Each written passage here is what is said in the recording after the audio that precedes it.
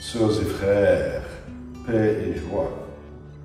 La liturgie du 30e dimanche du temps ordinaire nous pousse à réfléchir sur nos pratiques religieuses, particulièrement sur la prière et sur notre témoignage de chrétiens, d'hommes et de femmes conscients et engagés.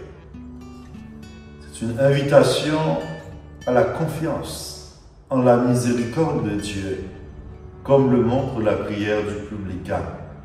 Mon Dieu, prends pitié du pécheur que je suis.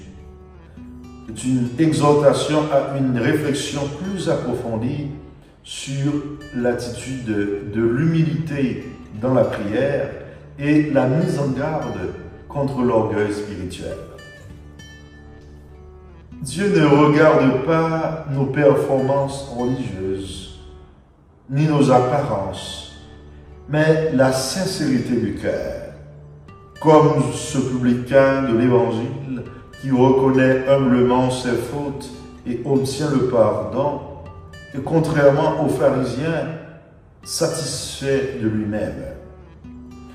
La vraie spiritualité commence quand on arrête de se croire parfait pour accepter qu'on ait besoin de Dieu, comme un mendiant a besoin de pain. C'est cette pauvreté du cœur qui nous ouvre à sa grâce.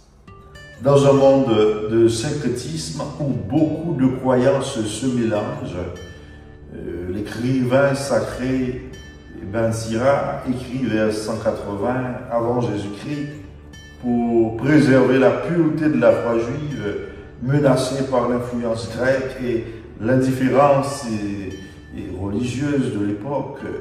Il nous rappelle l'importance de rester fidèle à la révélation, donc de préserver l'intégrité de la révélation d'un Dieu qui nous dépasse totalement, contrairement aux humains qui jugent sur les apparences. Dieu sonde les cœurs avec justice, toute pétrie de miséricorde et de compassion. Sa prédilection pour les pauvres, les mal-aimés, les opprimés ne relève pas d'un favoritisme, mais du fait que leur vulnérabilité les rend plus disponibles à son action. La prière vraie jaillit précisément de cette reconnaissance de notre dénuement radical.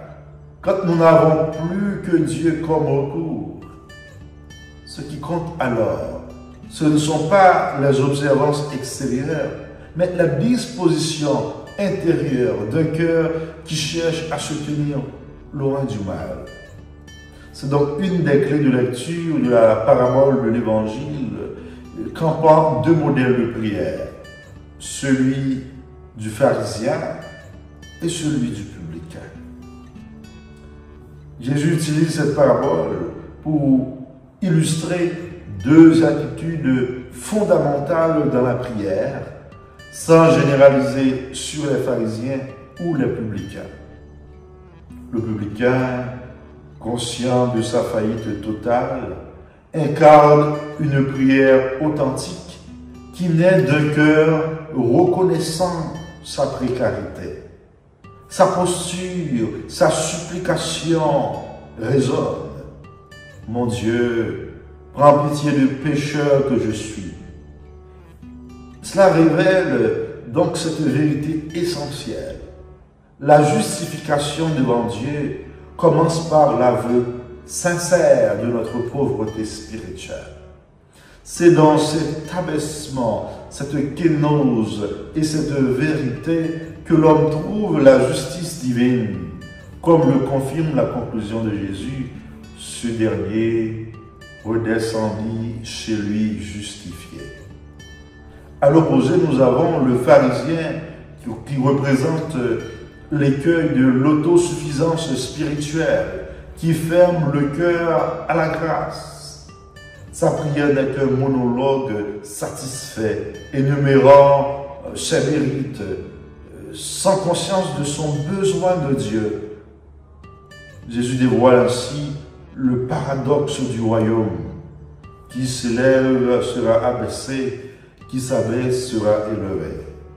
Cette parole ne décrit pas un Dieu comptable, mais la logique même de l'amour divin, qui ne peut combler que celui qui reconnaît son vide.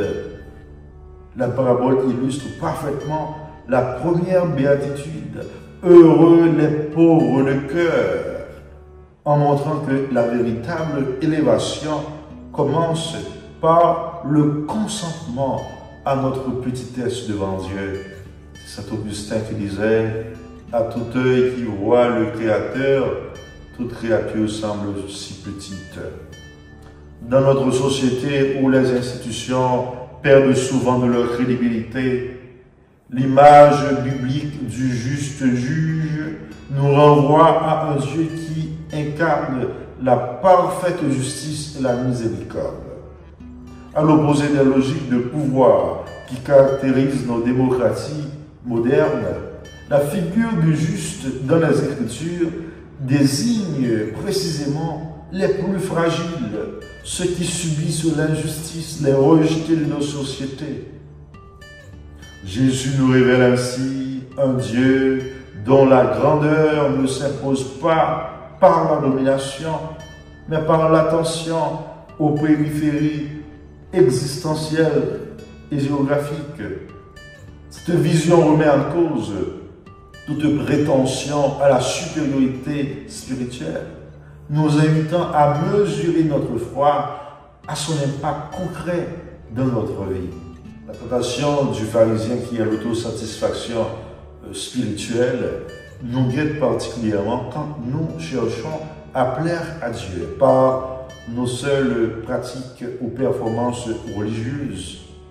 À l'inverse, l'attitude du publicain nous enseigne que la véritable humilité n'est pas de nous complaire dans notre posture, dans notre condition de pécheur, mais de la reconnaître devant Dieu pour accueillir sa transformation, pour emprunter notre chemin de conversion. C'est cette posture de vérité et de confiance qui ouvre à l'action de grâce dans nos relations et nos engagements concrets. Dans sa prison de Rome, alors que son exécution est imminente, Paul fut entièrement soutenu par la force du Seigneur. Il utilise trois images fortes pour résumer son existence: le combat, la course et la garde de la foi. Tel le publicain de la parabole, il reconnaît que sa fidélité l'aide dans le combat de la vie.